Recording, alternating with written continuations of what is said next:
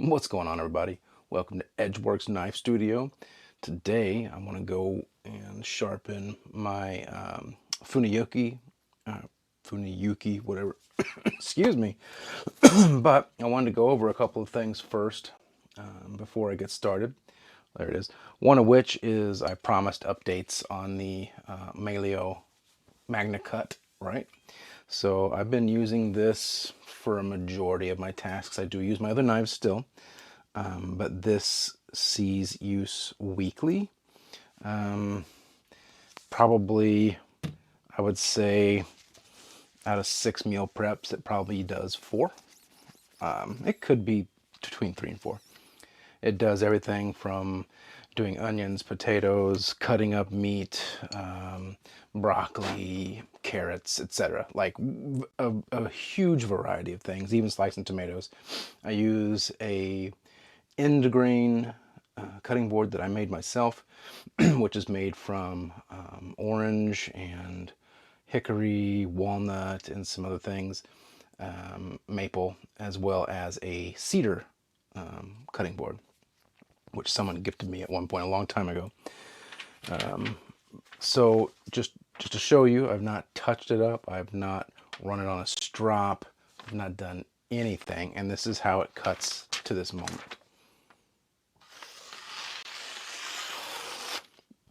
So she's still kicking. I mean, it is sharp. There is no about a doubt it, right? So I'm gonna set it to the side. But I did say I'd give you that update. I don't know how, it's been weeks for sure. I don't know how many. I'm gonna put it up here, but it has definitely been several. Okay. Another thing that I wanted to do was address something. I commented on a video and I got to thinking, I commented, but I don't have anything other than my word to say. And I want to start this. I'm talking about a carbide sharpener, right? That's these guys here. They just have a piece of carbide stuck on there. They're really good for curved tools like yard cutters, where you're cutting rose bushes or hedges or stuff and just cutting off limbs, things like that. You can get in there in those angles and scoop them out. They do work on knives. I do not recommend this be your method of sharpening your knives. I want to make that completely clear. I am not saying go get one of these, sharpen all your knives with it. You're going to love it. Okay. That is not what I'm saying. But, a claim was made that these trash your edge, which isn't untrue. Okay. But that they'll ruin it. You won't be able to get it sharp. One of the guys that's on YouTube that sells these, his name is Brad Buckner, called Sharpens Best. He bases his whole business model on these. He gets them manufactured out of plastic, throws in like a spark throwing kind of thing. Anyway, this whole thing. He knows how to cut paper, right? Any of us that have been sharpening long enough know how to cut paper in a certain way to get a certain result, okay? But these will sharpen your knife and they will maintain an edge when done correctly. Okay, you can't just go and hack at your blade with this, and I'm going to demonstrate that real quick. And what I'm going to do is I'm going to dull this pocket knife here. It's just a buck, and I've got a D2 knife if I need to, just to prove it. And I'm going to, after sharpening it, do like I've done here, which was a test run. I'm going to cut off pieces of this this wood here, and then I'm going to check it on the paper, all right? Because the claim is it's just a wire edge, and that's not wrong. Okay, I'm not saying that point of view is wrong, because it does happen depending how you use it. Okay, that's why I want to make sure that these things at least get some recognition aside of just being called junk, because they're all over the internet being called snake oil. To a degree they are, especially the way Brad presents them. Okay, I've got nothing against Brad personally. I've bought a few of his products to keep in a bug out bag, or to do my, like I said, my yard stuff with, like, again, the loppers and stuff. But you can get a field edge if you don't have anything else on you. This goes in your pocket, right? And then, like I said, after that, we're going to sharpen this. But I want to do this real quick. What I'm going to do is I'm going to bring you guys down here just jumping right into it today, guys. So first of all, it has an edge, okay? It actually has an edge that I put on it with that thing. So we cut paper, okay? I'm going to take this diamond plate. This is 180 grit, one of those cheap ones from Amazon here, and I'm going to destroy this edge.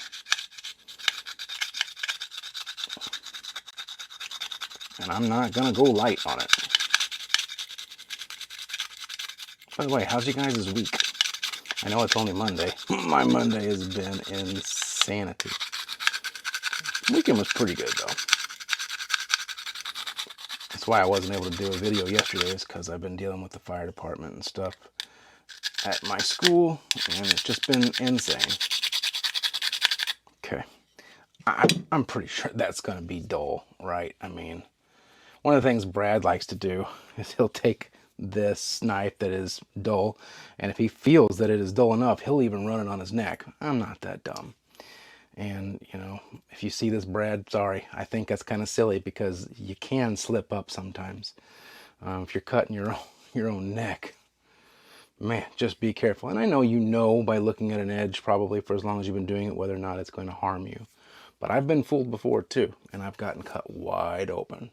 But anyway, so just to show you, I'm going to try it in many different ways, right? So this is tearing that, okay? So I'm going to do it lighter. I'm going to run it that way. I'm going to tilt it. Try and cut it this way. Catch it on the paper. I'm even going to get in the catches here. And so we're sawing at it, right? So what I'm going to do is, because it sawed that, I'm going to give it a few more strokes. But I believe you can agree with me that this thing is definitely dull.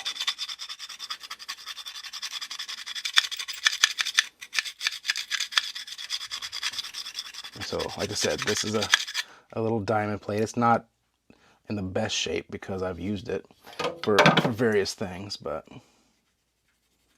I wouldn't do this on a knife I thought I could cut myself with. Okay. So again, that's about as dull as I'm going to get it because I'm not going to put a whole lot of time into this. But we can agree that that is a dull knife. Okay, that was a piece that had ripped. I'll even do this up here. So you can still kind of do that if you want, even with a dull knife.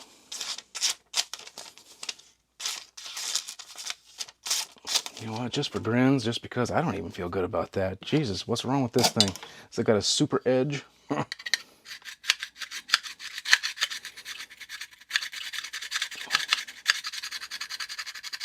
I mean, I'm putting pressure on this. So, it didn't even cut my skin, but that just goes to prove you can manipulate paper. Okay. All right, I'm going back and forth, guys, just to be silly. What I'm going to do is I'm going to show you how these work. You take your knife, edge up, okay?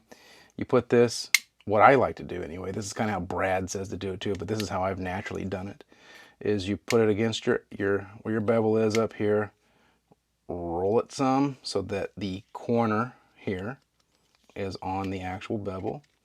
Kind of give it just a little tilt. He always says 10 degree. And then kind of angle it out some, right? So you're pulling it out like, this is exaggerated, but like you're rocking it up, okay? So twist out and up. Again, exaggerated movements. About the shape of your bevel. Now you don't want to give a ton of pressure here because this is carbide.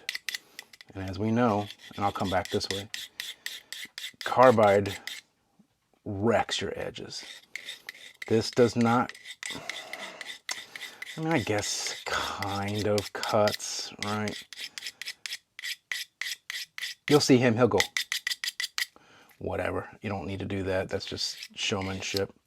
Just run it along the edge, complete entire edge up to the tip. Sometimes I'll do extra on the tip, then I'll bring it back a couple strokes. Holding about the same angle. Then go to the other side. And again, this is rough.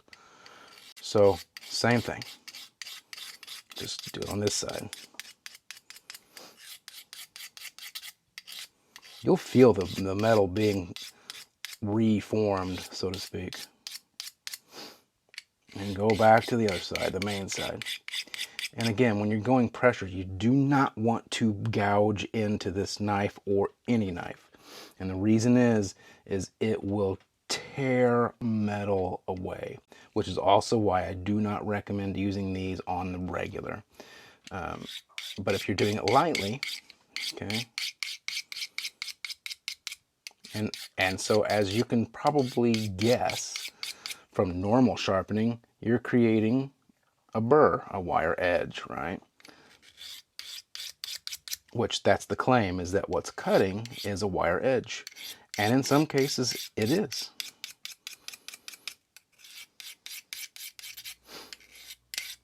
Let's do this quick.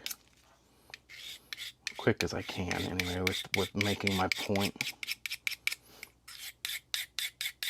But if you do it right, you will not be using a wire edge. You'll be using a reshaped edge. And it will not look pretty under a microscope. 100% guarantee, under a microscope, it will not look good. And that's because it's the same equivalent as pulling it through one of those V-shaped carbide sharpeners. You're just using one side of one. You can see pieces of metal. Maybe you can. Yeah, you can kind of see them reflecting there. All right, so it's actually taking metal shavings off. And once you're comfortable with what you feel like should be enough strokes, and you can always go back, right? So then here's the big kicker, right? So I'll do this. I'll give it about a 10 or a 15 count lightly on what, like, I'll hold it like this.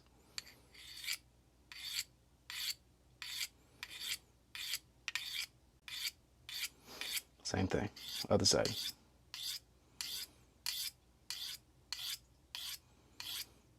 Go to the other side and do like 8. I'm kind of hurrying here. Anyway, so on and so forth.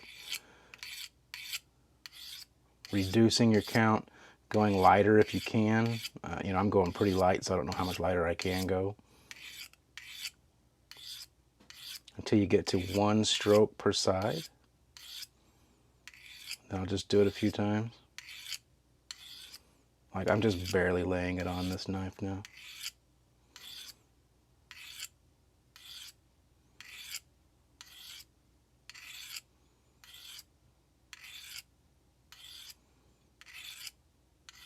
Okay. Check it. I'm not really happy with that edge yet, so I may need to do it just a little bit more, but just kind of a progress check. Yeah, we're still not really cutting. So I need to do it some more, which means I'll probably need to give it a little bit more pressure, right? Because we're not catching yet. So what we'll do is we'll give it just a little more pressure than we were. As you can see, I am putting, and I tore the crap out of that edge, so, with that diamond stone. So it's got a lot of work it needs to do.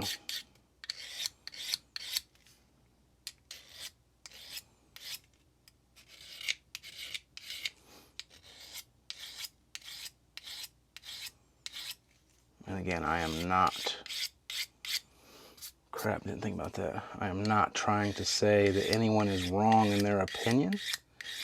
It's just like anything else. It depends on how you do it and what your method is.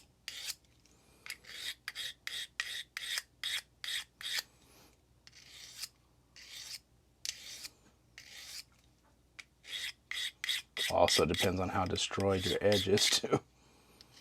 Let's not forget that.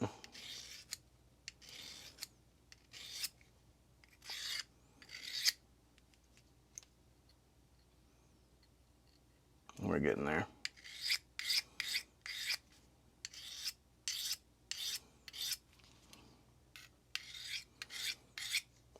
Sorry this is taking up time, guys.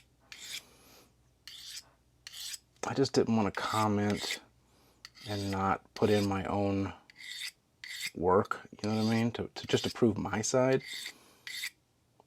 And I'm not trying to defend, you know, Brad or anything. because Brad's fully capable of doing that himself.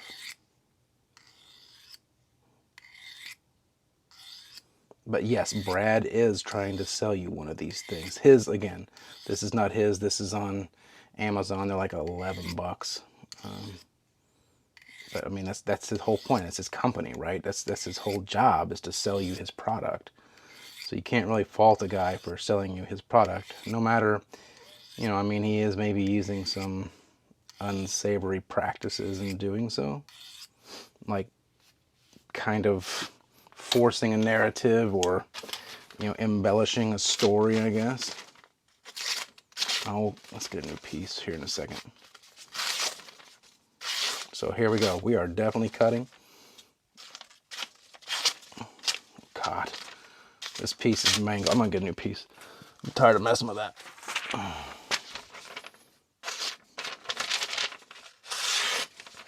Definitely cutting. So I'm gonna give it just a couple more quick little polishes.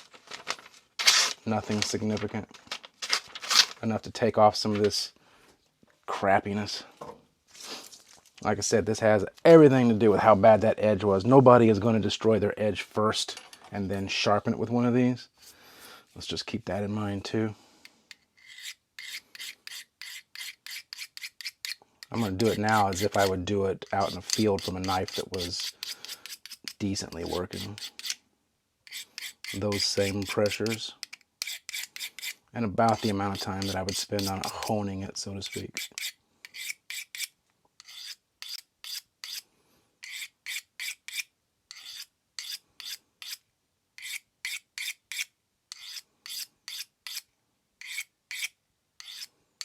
And again, anybody that's fast forwarded to anything, and maybe this is the part you're hearing, I do not condone using these on your knives for anything more than emergency purposes, or in a pinch and you don't have access to any other way to sharpen. It will give you a result, and you will be able to use your knife if done right.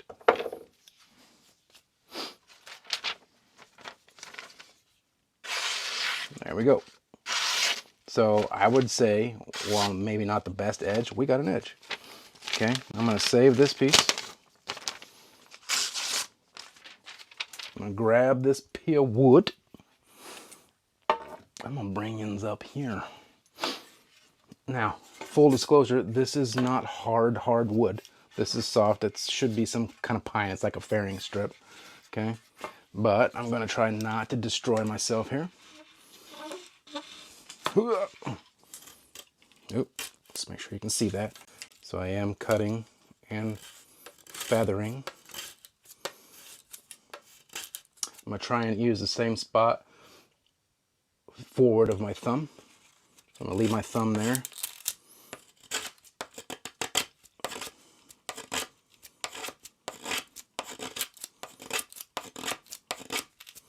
I'm not changing where. Man, I should like try and find a way to show you that I'm cutting all that.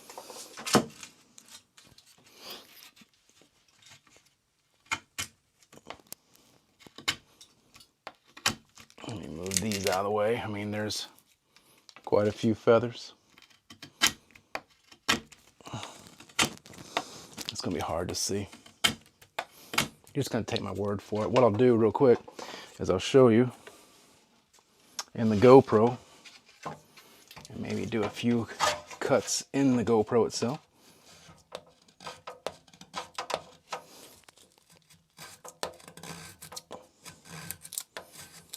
You see it's peeling it back. And I mean,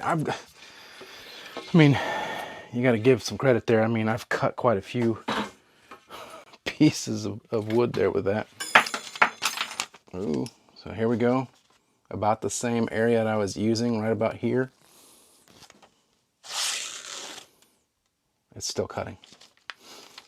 And it's not any kind of crazy manipulation. It's not paper manipulation. This is still an edge. It's a working edge. It is not a wire edge that is just wired. I don't want to put my hand down. down there. I just had a nightmare flash.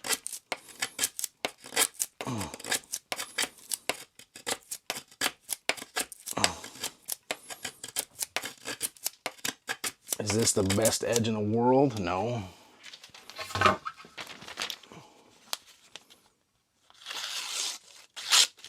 Oops. Come here, you. Actually catch something, huh? There. So anyway, enough hassling with that. It's still cutting paper. Again, it's just paper, right? But it's still cutting paper. And that is after going through and carving on a pine fairing, which again, it's not the hardest wood in the world. So again, do I recommend that you use these for your knives all times? No, not at all. Do I think that they're a great alternative in the field, out in the woods somewhere? You're lost. You're dressing something and you need to tune it up real quick. Don't have your stones. Don't have anything else. Don't even have your work sharp, field sharp or thing. Yeah, I think that they'll work good. $11. Throw it in a bug out bag. I think they'll be just fine. So there's my piece on that. So let's go ahead now. Let's get this Funayuki. Get her going. This is a white number 2. I'm going to use my Shapton Kuramaku 320, and this is how I prefer to sharpen. Clearly, is hand sharpening, freehand sharpening, always going to be superior? It depends. Yes, but also, you know, freehand is amazing because you can do all sorts of things with them. But fixed angle, you can also repeat the same exact movement every time in the exact same place. So you can get a repeatable result consistently. If you're a very good freehand sharpener, you can, but you're not going to be able to 100% of the time hold that edge perfect without even moving a micron. Where a fixed angle system, as long as you got it locked in, is going to do that. You're not going to move at all. Questions in the comments. Or, I'm sorry, my question is in the comments, leave your thoughts on that. Am I right? Am I wrong? Do you share that? I would be curious. And I don't think that there's any wrong answers because everyone has their own experience. I just know that a human being is not going to be able to perfectly replicate the same angle down to micromillimeters, right? You know, hundredths of a millimeter, where a locked in fixed angle system will. That's just me. Do I think that we can get close enough that it doesn't matter? Yes. 100%.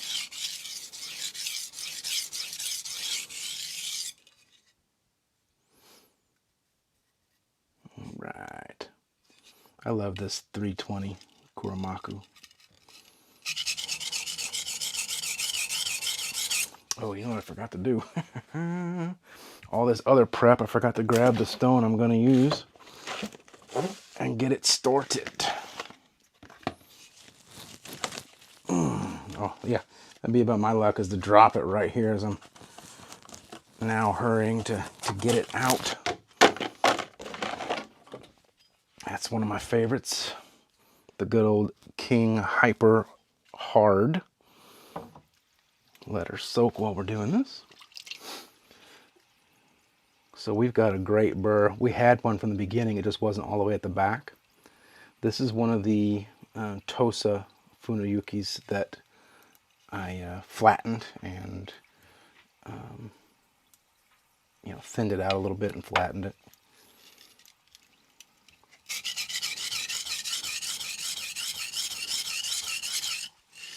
So we have a much better edge representation. No more valleys and hills and stuff. Anyway, So yeah, I hope you guys had a good weekend. I didn't get a chance to say that yesterday. We've had a faulty fire system at the school, and it likes to go off at random times. Turns out we had squirrels inside the walls, of course, and the ceilings and whatnot, and they were chewing wires. And the fire system, if it detects, you know, a break in the circuit, it's going to set off an alarm. What it's designed to do. I got called out 3 times. I finally had to put our building in what's called fire watch and just disconnect the whole system. For those curious and don't know, fire watch means that the fire department, for a set number of time that you request, will watch the building that's in fire watch, because you don't have detection systems, so they'll drive by ever so often, make sure you're not caught on fire or ablaze.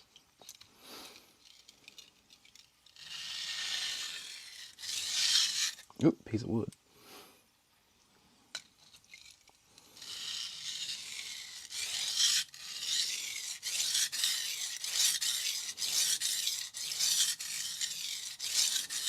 I don't know what it is about the Funayuki, but I love this shape. It's kind of a, I don't know, kind of a Sentoku meets a petty, I guess. Or at least this one is. I'm a big fan of the K-tip, though. I don't know how many of you guys like the K-tip, but that's just one of my favorites. Something about that cut off at the top there that just screams sexy.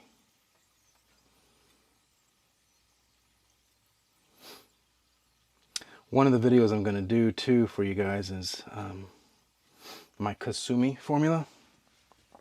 What I do to achieve a corrected Kasumi to make it look, I guess, essentially like the factory as best I can. There are many methods and many stones, but it's just, I'll just show you what I do. It's a mixture of synthetics and naturals. There's also Kasumi powder.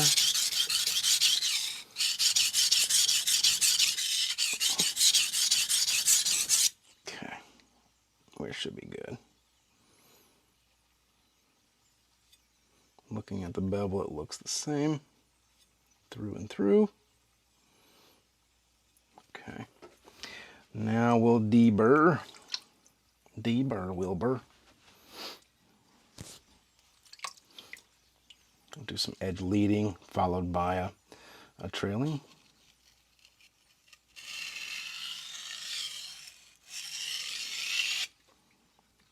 Super light pressure.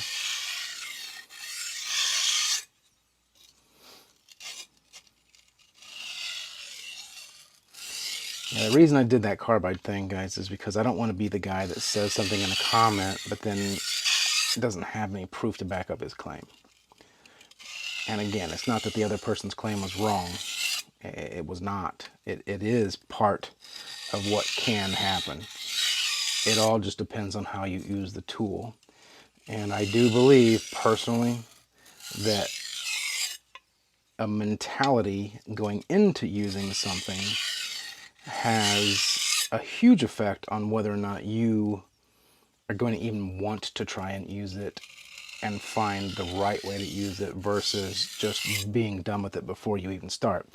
For example, so many of those people, not the person I'm talking about that I commented on the video, but so many other people, whenever they see Brad's videos on his device, they just write him off, like I said, as, you know, the snake oil salesman who's just trying to sell you something and his product's garbage, blah, blah, blah. So even if they were to get one that he, let's say, challenged them to try it, right? Well, you try it and then see what you think. They're not going to attempt to use it correctly because they've already wrote it off in their head and they're right. You know what I mean? Like, and the reason I know people are like that is because I'm one of those people that have done that before. I have. I'm guilty of it. You're already writing a product off. You're not going to give it a fair shake whenever you do have it to try and test and see if what you're viewing is correct. Anyway, that's just my 2 cents. I always think it's fair to give everything a fair trial, a fair shake before making a final conclusion. It's just me. That's how I hope my products get viewed, you know, whenever I launch them, or in the past I've done things, you know, that I hope people viewed them, you know, in a positive way. All right. King Hyper 1000. I love this.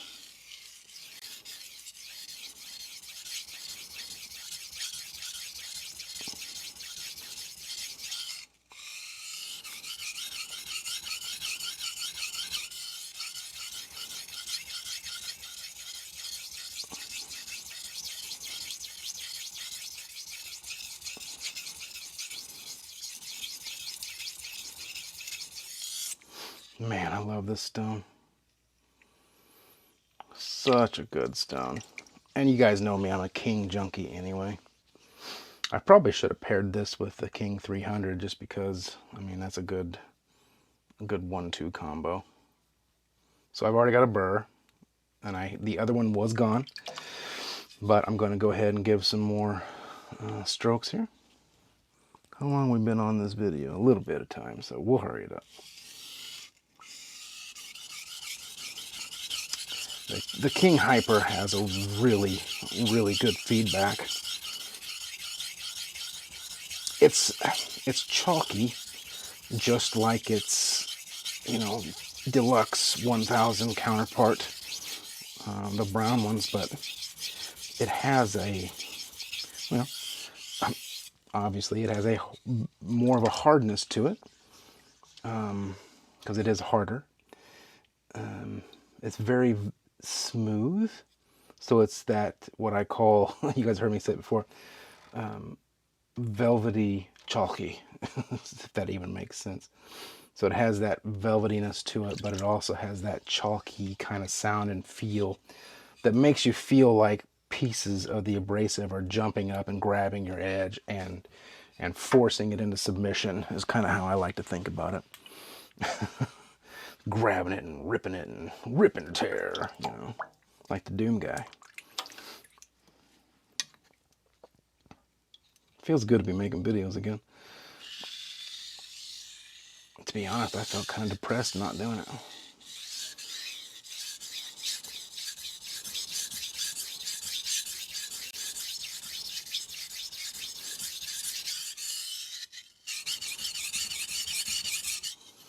Ooh.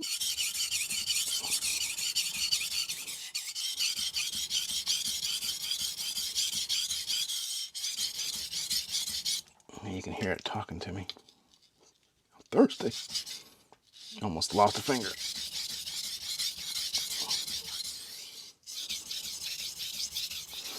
But I mean, I immediately knew what was up.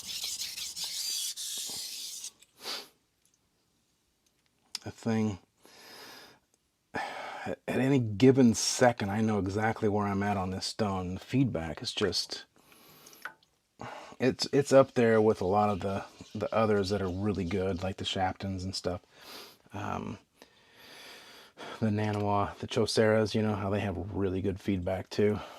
The Nanawa one, actually, you know what? The Chocera Pro, whatever, 1000 grit, and this actually feel really similar. So take that for what it's worth. So we have flipped the burr, and it is complete, tip to butt. I like to say that instead of heel. Yeah, when it comes to my intro, by the way, I got a couple more I'm going to try out. Not right now, but I still need to refine them a little bit. But I think the one I got is pretty cool for now. I gotta mess with the speed and stuff. I don't know what that was. It just fell down. Anyway, the speed of the knives coming in and the angle. of the swoop and stuff. The other stuff I like though.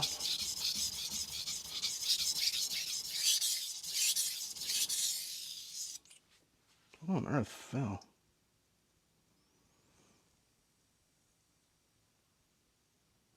I might be losing my mind. I have no idea. I know something fell. Wow, whatever.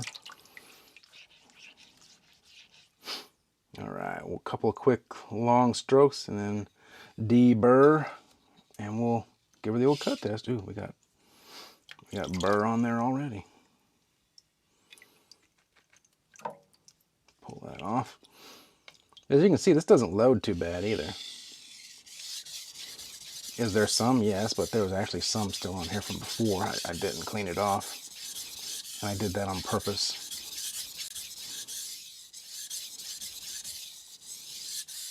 Okay. Yeah, I mean, that just kind of pulls right out, really. I'm still flabbergasted at what fell. I'm looking all over. I don't see nothing. Okay, whatever. All right, we're going to do the same thing as we did on the 320. We're going to do some edge leading with a quick trailing follow, light pressure.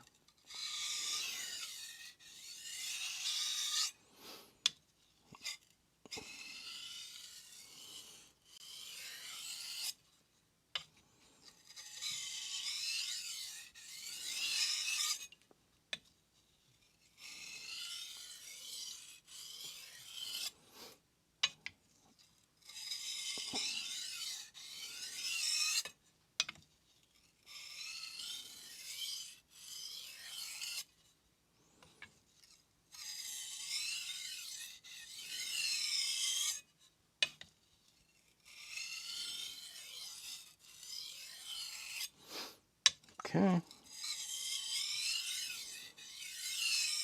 That should be good. That was probably deburred a long time ago, so dry it off here. All right. Let's see what we done did get. Well, we definitely have a very toothy edge. Woo, yes. Yes, indeed. We have an even bevel too, so we look good. There's one spot back here in the back where I used a little more pressure than normal, but that'll come out with the next sharpening. So I am not concerned with that in the least. Well, I guess I'm gonna grab one of these little pieces of paper. Let's listen to it.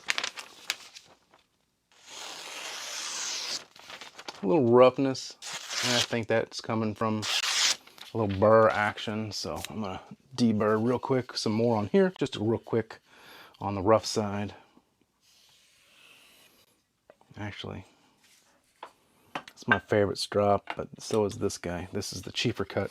I use the rough side of the cheaper cut. It's big. Just a couple of those strokes for the folks.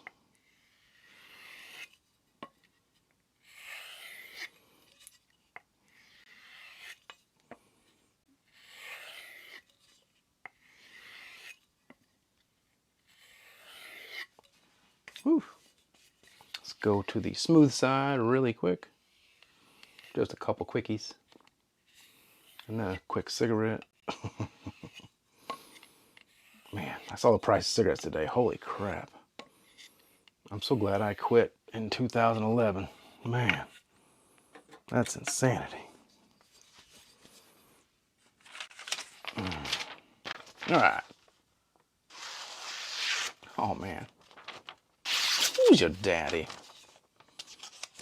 Not me, I guess. Yeah.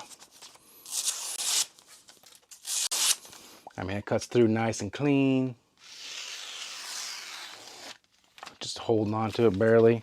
Not giving like any crazy pushing it through, whatever.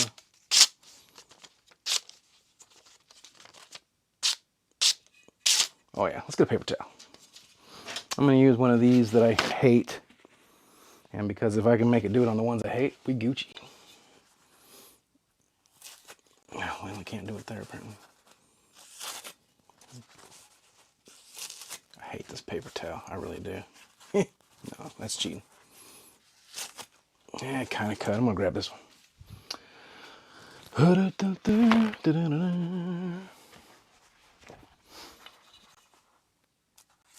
Yeah, we're good. Those other ones I think kind of got a little damp anyway. It's been raining and stuff here. Yeah, there we go.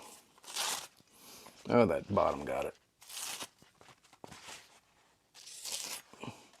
It's cutting it. It's not going like a crazy slice, but I'm sure I could work on it some more and get it.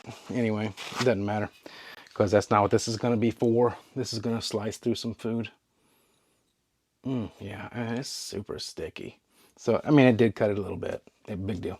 All I have to do is work on it some more. Like with the ruby stone the other day, I took that knife and I worked on the ruby a little bit more, and it cut a little better on the paper towel. It didn't do like it did with the 1000, and that's because the 1000 is toothier. So I did kind of like de-tooth that edge some. But that's, again, that's going to be cutting vegetables and stuff.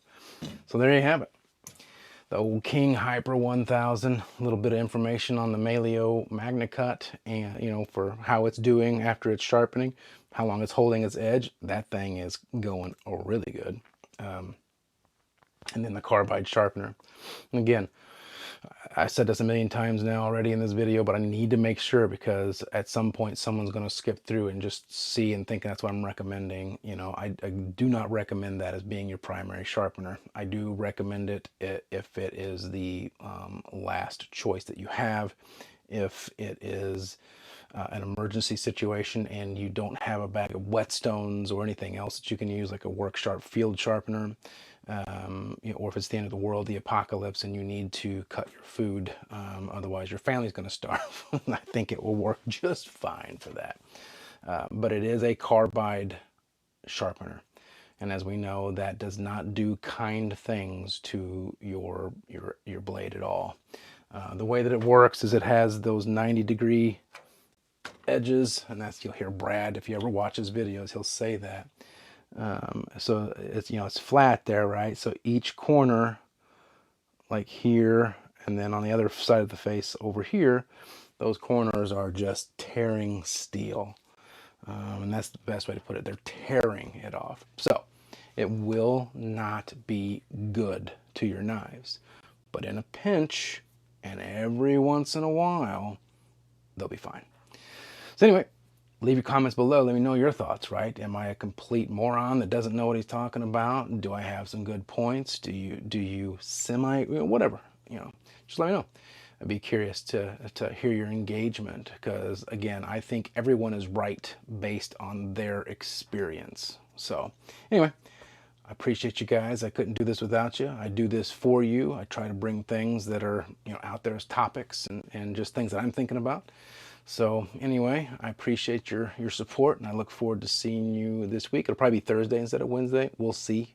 My wife is going to be out of town Thursday, so I'm going to be like a wild caveman and probably be up partying until at least 8:45, so I can probably record a video. Anyway, till then, I appreciate you guys. Peace.